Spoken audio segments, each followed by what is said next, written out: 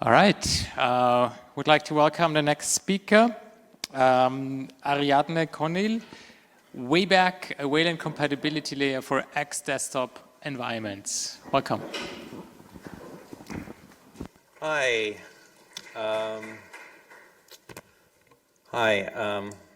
I'm Ariadne, and I'm a security engineer with an SRE background, so, I'm probably a weird person to be talking to you all at XDC. However, I've been working on Alpine from 2009 to present. I've written a lot of utilities in Alpine towards that purpose. PackageConf, for example, which is our rewrite of package config. We did that for improved cross-compilation support and things that we needed for bootstrapping the distribution. The Alpine networking stack, also IF up down in G, which is also in Debian now. libu context, which is a muscle compatibility thing, gcompat, which is another muscle compatibility thing. Lately, I've been mostly dealing with the security team, 2021. Onward, my focus is on planning around long-term sustainability in our software distribution that we do. And that's what brings me here. You can follow me on Mastodon and Blue Sky, of course. So we're going to talk about Wayback, what it is, why we made it, how it works. There might be a demo. There were some technical difficulties earlier trying to get video working, but it seems to be working now. And of course, what we need from the greater free desktop X community to basically get this thing to what we would call a 1.0. So what is Wayback? Basically, to understand what Wayback is, it is something that is vaguely shaped like the standalone Xlibre that we used to use back in the day. Nowadays, we usually use Wayland. The way that we do this is we have a stripped down Wayland compositor that basically the only job that it does is it outputs video from X-Wayland and it forwards input to X-Wayland. So all of the actual X stuff is handled by X-Wayland, and then we have some supplemental tools to glue everything together. Why did we build this? I'm sure there's a lot of people here who work on distributions. I see a lot of Red Hat people around, for example. Alpine, of course, is a community-based distribution. There isn't a company behind it. As a result, we have a large cohort of stakeholders. For example, there's governments using Alpine, NGOs, large enterprises, small office, home office, hobbyists, and of course embedded, post-market OS being kind of the main embedded focus. The security team has to plan around all of these different use cases and find appropriate balances. For example, the direction things are going is obviously in a Wayland direction, but there are users out there who have built on top of X and telling them, X is, going out to pasture, you need to move over to Wayland isn't really an option that resonates with those people. So let's talk about X11's maintenance situation. The maintenance upstream is obviously shifting towards Wayland. And X-Wayland is mostly seen as a backwards compatibility layer for legacy X applications, of course. If you boot up KDE or GNOME or whatever, It starts X Wayland in the background, and then if you have an X application that you need to run, it runs X Wayland in rootless mode. That's cool, but there's a lot of people out there who still use like Window Maker or XFCE, although XFCE is starting to move toward Wayland as well. But more interestingly, with the Asahi project, we've noted that X Wayland applications actually perform better with a Wayland compositor and X Wayland over using legacy X with like the mode setting driver. And that's because the modern Wayland rendering pipeline is really designed around these modern GPUs. So because of that, we have X11 X11 is kind of this thorny thing in distributions because we know that's not the future, obviously, that's the past. But we still have users who, again, are married to it for whatever reason. They might have a Window Maker setup or a XFCE setup or Fluxbox or whatever, and they want that setup to keep working. So one approach that has been taken by the Wayland community is to build clones. For example, i3 got cloned into Sway. Generally speaking, for many use cases, that's fine. But for these users with highly specialized setups, they're worried about, regressions being forced upon them. So they also want things like tear-free rendering to work, which obviously doesn't work very well on X today. There are some patches, but it's not like in a release. So users also want direct rendering for gaming because sometimes if you have that double buffering caused by a compositor, that causes too much latency. Like, for example, like in a first-person shooter type game where latency matters a lot because, if there's too much latency, then, that's the difference between getting out of the way of like enemy gunfire or whatever.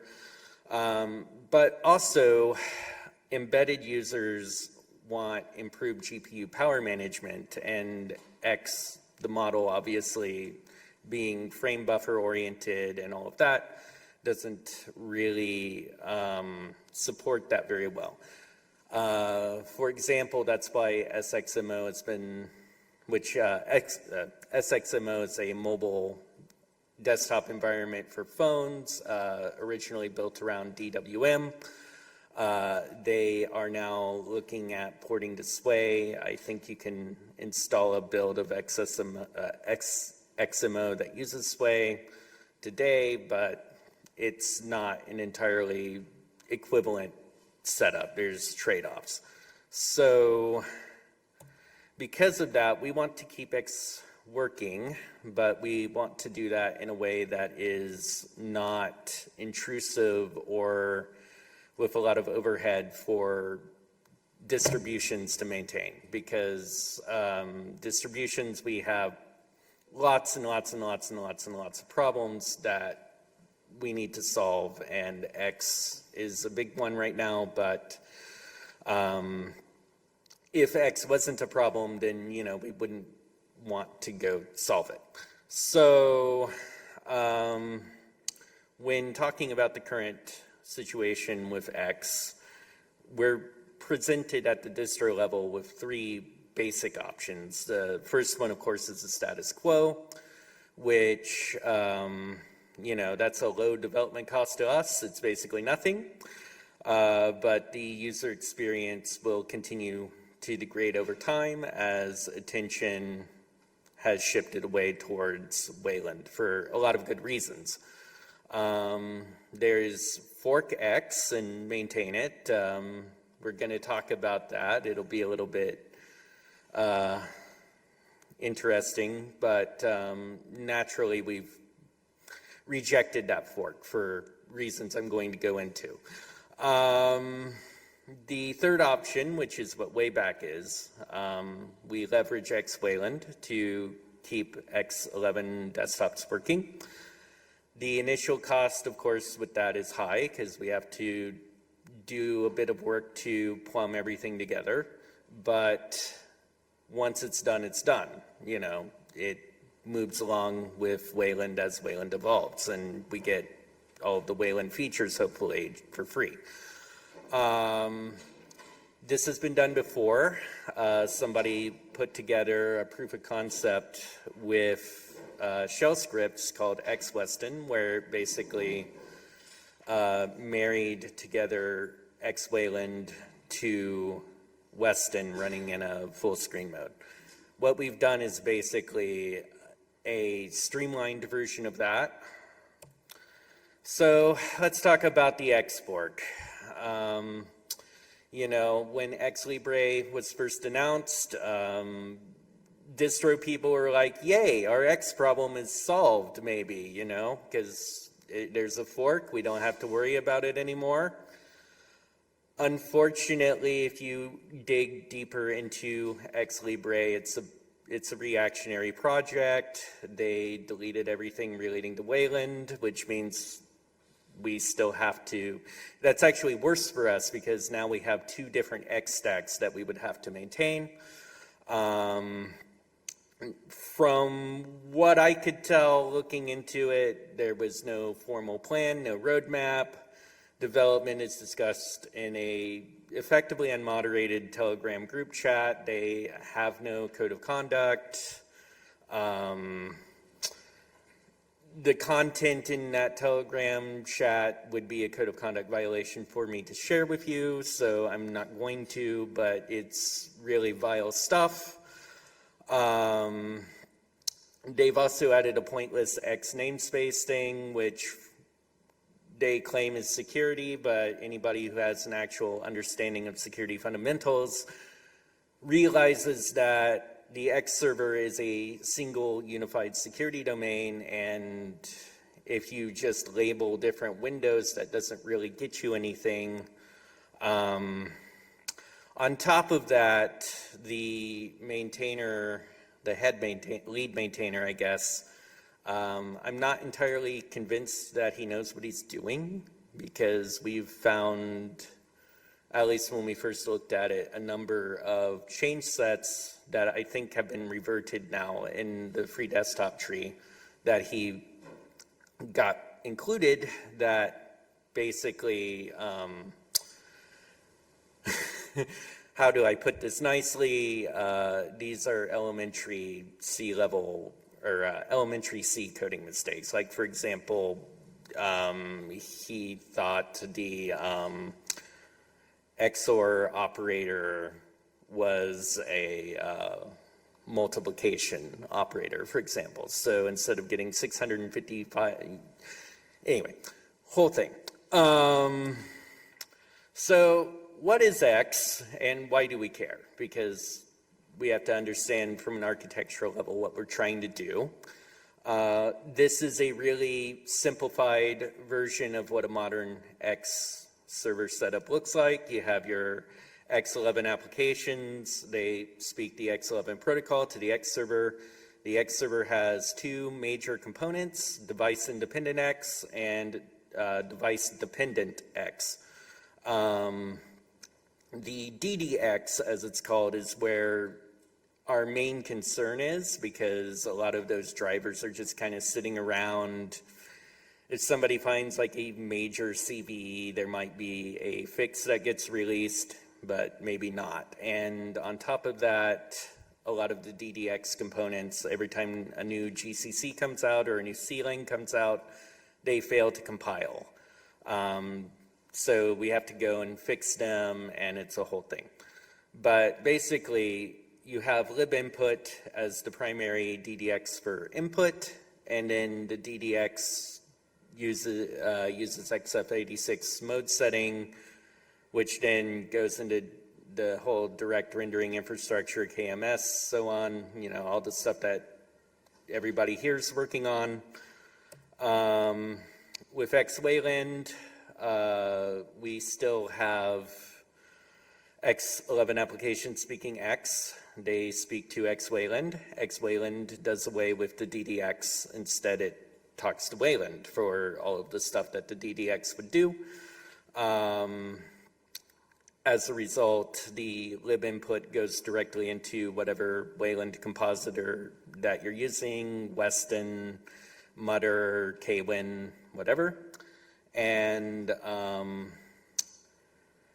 that compositor obviously talks directly to the GPU via the direct rendering infrastructure.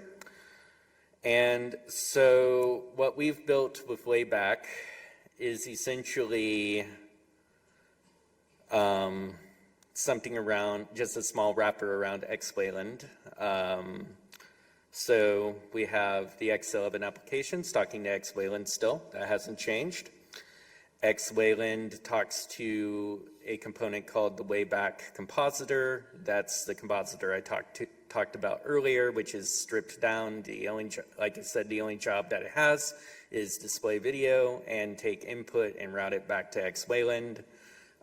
We don't even export this compositor in a way that it can be publicly used. Instead, it's passed as a file descriptor to Wayland using SCM rights.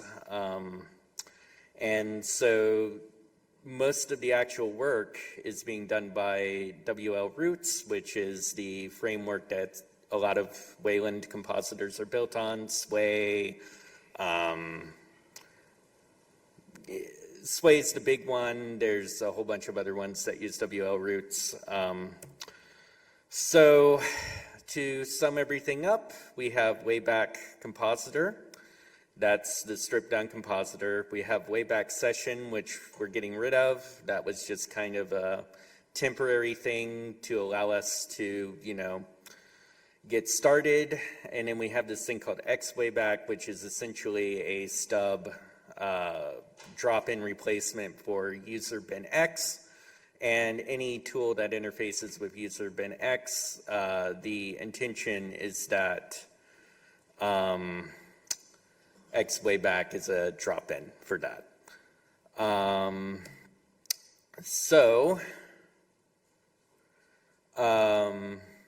I can demonstrate that if it will cooperate, but other than that, where we are today, it is mostly working. People are using it as their daily X server instead of the standalone X.Org X server. But we need a few things to really get this over the finish line.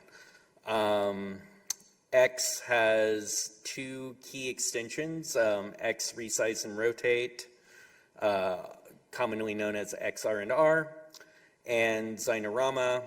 Essentially, we need Wayland to be aware of the display topology from the compositor, and we need X clients to be able to talk back to the compositor so that the compositor can do things like change the screen resolution, or the compositor can say you have 2 screens, 3 screens, etc.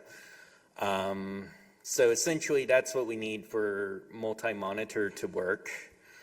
Another big one that we need is color space management.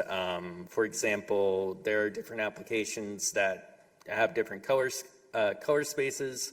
For example, there's sRGB, and then there's like YUV and all of that.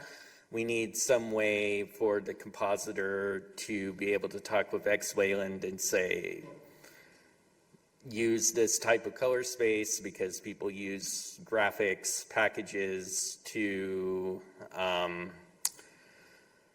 basically do graphics in these different color spaces, and if it's not correct, then when they go to print out the graphics later, they don't get the result that they're expecting. And so that's why that's important. And then the big other thing that we need is DPMS, and that is so that like X screensaver, for example, can turn on and off the screen after, some amount of idle time. I can demonstrate this now, but the main reason for me coming here is to start a conversation about how we can get these three main things plumbed, so that once they're plumbed, we can call this pretty much done and move on from there. The other big thing to be aware of is legacy hardware. For example, there are DDX drivers that support these 2D only chips out there, like I think A-Speed is still making a variation of like some old Matrox 2D only chip, and at the moment kernel mode setting doesn't support that. So we need some way also to support these older chips. I think there is a talk later today about finding a path to supporting these older chips, but that's like kind of the fourth concern, but that's a minor one by comparison to these three. So where can you get it? At the moment, it's an Alpine Linux Edge, which is our rolling release. That also means it's in post-market OS Edge. The installation instructions are the same. It's also in Fedora Rawhide. And Arch Linux has a package in the AUR.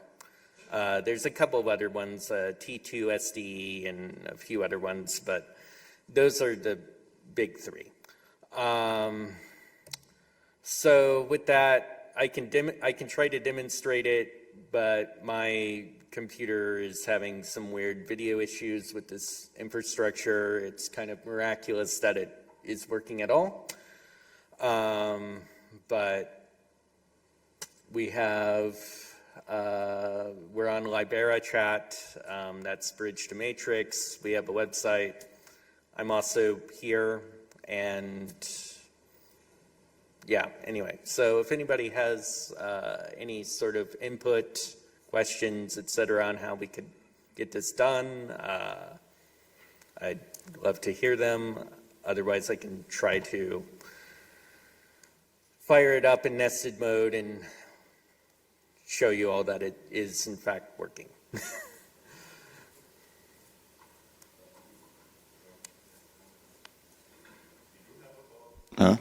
No.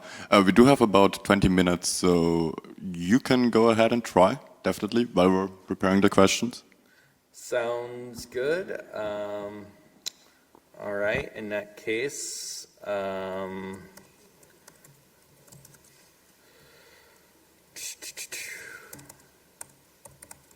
so if we use Wayback Session, which you shouldn't actually use, but I'm going to use it here, we can fire this up, and as you can see, we have an X server. We use the old stipple background with Wayland, mostly as a debugging tool to show us that the X server is actually alive. A nice thing is because we are building on WL roots, we get nested mode for free. So for example, if we do, and everything is working as you would expect. So for example, if we do glx info, we have actual hardware rendering. For some reason, the cursor is not showing up now. I'm going to say that's probably some weird Qualcomm issue, or Freedrino issue, I should say. This is on a Snapdragon laptop.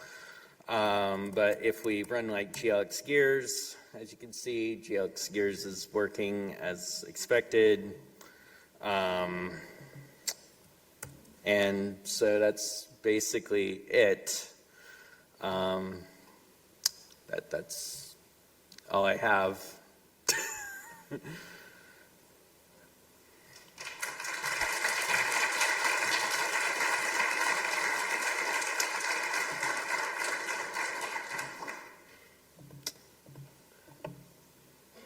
Any questions? I think the person way in the back had their hand up first.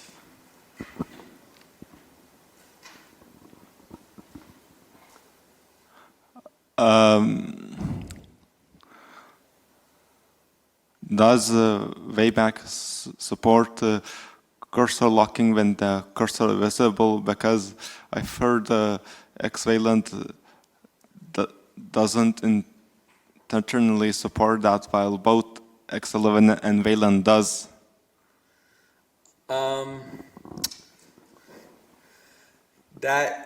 my understanding, we've done all of the plumbing on our side to make that work. We're just waiting on an Wayland release to also support the protocol for cursor locking. Once that's working, then it should work fine. There's a couple of issues at the moment on our tracker from applications that are actually broken by the lack of pointer locking support. But again, once the actual protocol is wired up on the Wayland side, it should just work. Hi. Has anybody considered using this as a wrapper for individual programs?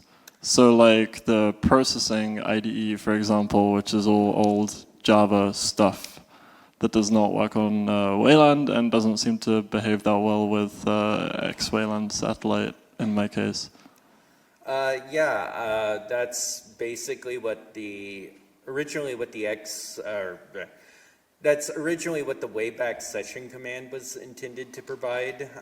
In that case, it gives you the Wayback compositor and rootful X, and then that should enable like the processing IDE to work. Mm-hmm. We might actually wind up keeping Wayback session around just for that use case because it's only like 100-ish lines of code. Cool. Thank you. So this might be a kind of backwards question, but you said that the Wayland compositor part of Wayback isn't exposed to anything. So that would mean that inside of Wayback in the X session, you can't run a Wayland application, right? Correct. So, right. And a lot of things, justifiably so, are ripping out the X11 backend from themselves and just, we have Wayland, if you don't run Wayland, that's your problem. Could it be made in such a way where you're actually able to run Wayland in the X server? Yeah, there is a project ongoing.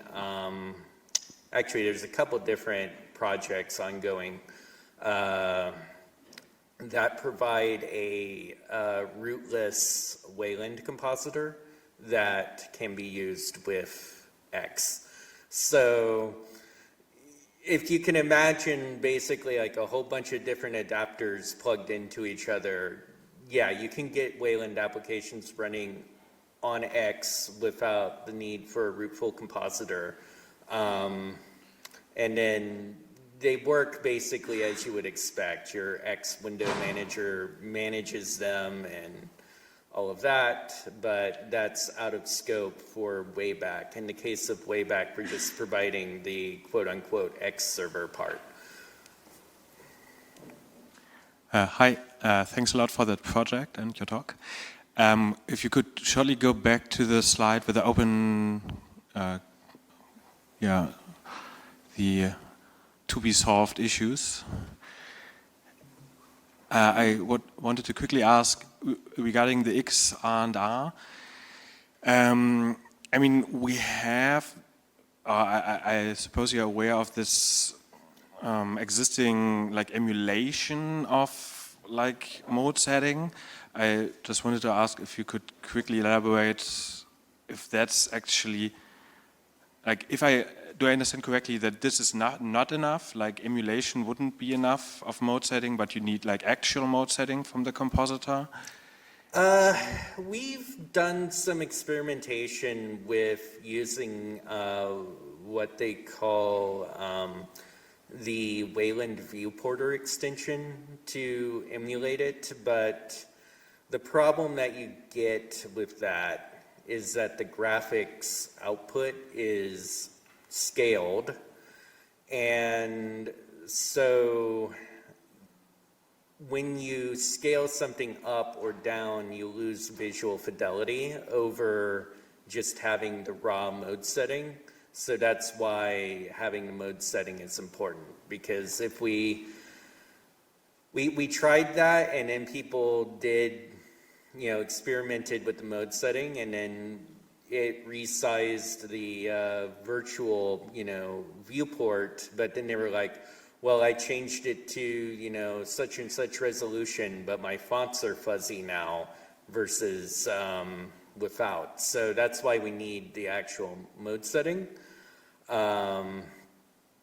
But I think for a lot of things like games, for example, it might be a good enough answer, because when you're playing like a game, visual, like that level of visual fidelity isn't necessarily the most important part, because you're wanting to play the game, you're not wanting to admire it for its visual fidelity. But like, for example, like a desktop publishing application or whatever, you need that crisp text in order to, Okay, so but there's no other like technical reasons apart from the quality, which could potentially be improved even in the viewport implementation or something. Yeah. I mean, there are certainly different scaling algorithms that have different trade-offs. Like, for example, in the manga kind of like fandom, there's an algorithm called Waifu 2X or something that uses the GPU to scale in a way that, keeps the edges clear. But the problem there is, as far as I know, that algorithm is pretty computationally expensive on GPUs. So if you're trying to like do that on a laptop, for example, that might drain battery life significantly over just direct mode setting. Yeah, I would like to just shortly bring up there that there's even in display engines, I think there's some stuff that could potentially be used there. But just as a note, further question regarding color space management. If I understand correctly, like with the new protocols for colors, like the color representation Wayland protocol, what is that missing? Or couldn't we just use that in Wayland to give you roughly what you need there? Yeah, I mean, in a lot of cases, protocols already exist to solve this. It's just a matter of sitting down with the people who maintain Wayland, which my hope is that they are here so that we can sit down and figure out how we're going to get this stuff hooked up and get it out to users, so that, say, by next XDC, I can come back and say, we have, gotten rid of legacy X in Alpine, for example. But it's just a matter of sitting down and figuring out how we're going to actually do it. So that's why I'm here. Hi, the performance issues on Asahi Linux might be actually a bug in the Mesa driver I fixed in June. So it could be potentially just an issue of showing the slowly deprecation of X support and not actually a fundamental issue. I mean, that's a good observation. In my case, I don't personally use an Asahi device as my daily driver, but talking to like Lena, for example, what she indicated is that using a Wayland compositor over XF86 mode setting delivers better performance in terms of like FPS and all of that. So.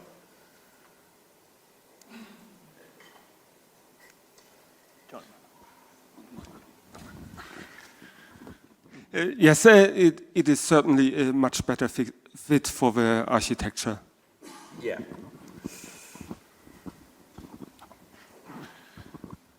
Hi, I speak to quite a lot of users who are still wedded to X, and one of the more common reasons I hear is to do with latency, especially around, things like tearing and mouse cursor movements, where some users just really want that kind of low latency tearing, and because Wayland has this thing about being frame perfect, is that just always going to be incompatible, or is that something you think you can a need you can solve? Yeah, so there are a few different proposals that at least I'm tracking to add a direct rendering protocol to Wayland, where you can tell the compositor, I want direct rendering, I don't want to go through a composition step. So from like a Wayback perspective, that would be like an on-off switch that the user could request direct rendering mode or buffered rendering mode.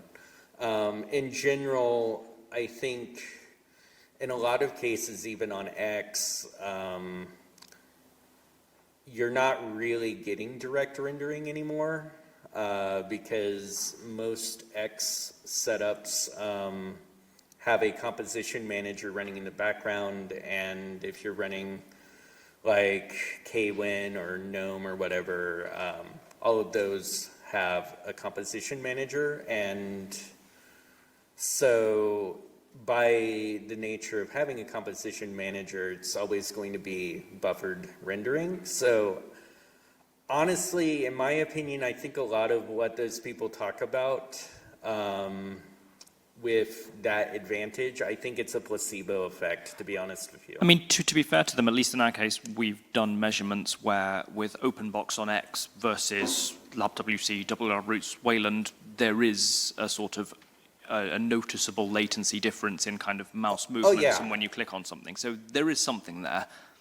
Oh yeah, absolutely. But like, I'm talking about like, I see that complaint from people who are running like KDE or yeah, it's definitely overblown. GNOME, and in that case, they're running on X with Composition Manager anyway. So in that case, I do think it's a placebo, unless they are somehow going and turning off the Composition Manager somehow. But I don't think that's, at least, I'm not sure how you would do that, like on KDE or GNOME. I'm pretty sure they don't expose a setting to turn off the Composition Manager. On XFCE, it is possible.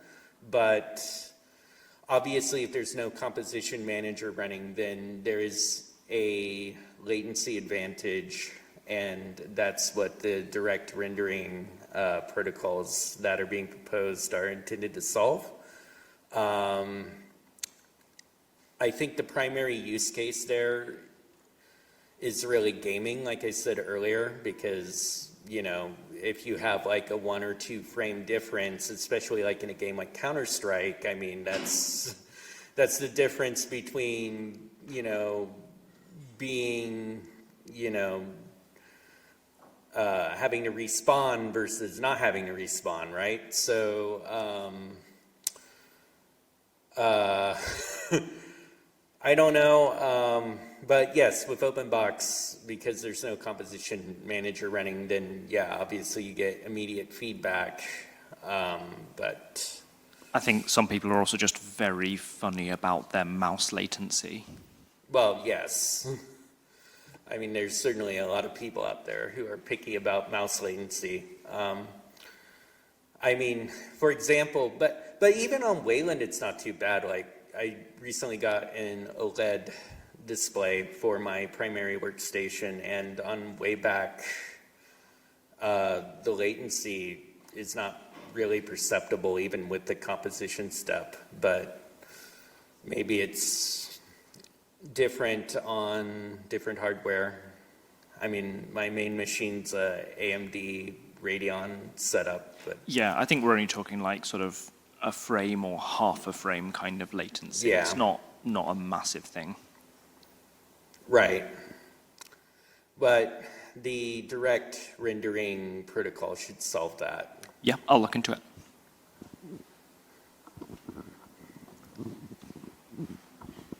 Have you thought about direct mode, like basically shoving parts of the mode setting drivers into Wayland and then doing a DRM lease? So I think that's probably the road you're heading down, and will be faster and probably, you know, less code than the new direct rendering thingy. To completely bypass the compositor, because like I don't think those people with the mouse problem will be happy otherwise. Like, I agree with you that sounds like a better path. The question is, how do we get there from where we are now? And you know, that's why I'm here. You have to understand, I don't come from a graphics background, so you tell me about DRM leases, it's news to me. So if that is a path forward, I would love to talk about it, because, you know, if we can solve that, that would be great. The question is that something where if we go and bring a merge request into Wayland that implements this, will it actually get merged, or will we be wasting our time on it, basically, is the question that we need to get an answer to before we spend a large amount of time bringing all of that infrastructure into Wayland. Because at least my senses tell me that that could be a little bit spicy, because you're taking a whole bunch of stuff that used to be in the DDX layer directly into Wayland, and that seems kind of contrary to the vision of Wayland, which seems to mostly be intended to be an adapter more than something directly driving things. But if there is a path there, obviously we would want to pursue it. Just want to say that in KDE, as far as I know, which was like a year ago, maybe 2, you can disable compositing just globally, just off. And it also disables it automatically if it detects a full screen window, a game. So it's possible that people that are complaining about it on KDE X11 do in fact disable compositing just globally. So yeah, I don't know about GNOME, but KDE, yes. All right, I'm afraid we have to take additional questions offline to give the next speaker some time to set up. Thank you again to the speaker. Thanks a lot.